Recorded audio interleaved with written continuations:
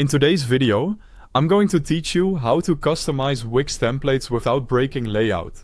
By the end, you'll know exactly how to make a template look like your brand while keeping everything aligned, responsive, and professional. First, open your Wix editor, log in, head to My Sites, and select Edit Site on the template you want to customize. You'll land in the workspace where all your changes happen. Give the editor a moment to load, and make sure you're working on the correct site before you start making edits. Before changing anything big, take a minute to understand the template structure. Wix templates rely on strips, columns, boxes, and containers. These act like the scaffolding of your page, holding elements in place and controlling how they respond on different screens. Clicking an element will show you the outlines of its container.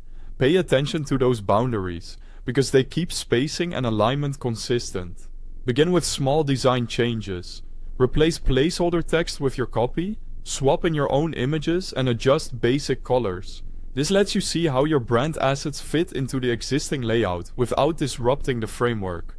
If an image looks off, try using the same proportions as the original so the design doesn't shift. When you drag and drop elements, do it carefully.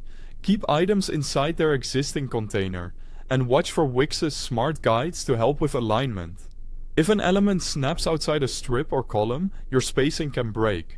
Use the arrow keys for fine nudging, and remember you can always hit undo if something moves out of place. By the way, if you're just getting started, you'll find a link to the Wix website at the top of the description, so you can open the editor quickly.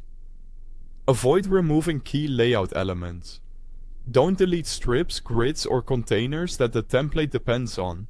If you don't need something, consider leaving it empty for now rather than removing it, because deleting core structure can cause downstream alignment issues.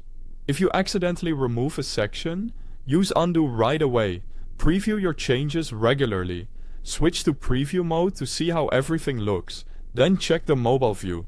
Use the mobile editor to adjust spacing or font sizes if something wraps awkwardly. Small tweaks here protect your layout across devices. For consistent styling, customize fonts and colors through the theme manager.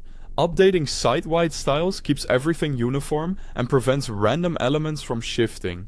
Choose font pairs and brand colors, then apply them to headings, paragraphs, and buttons. Once everything looks right on both desktop and mobile, click Publish to make your changes live. Thanks for watching. Don't forget to like and subscribe for more step-by-step Wix tutorials.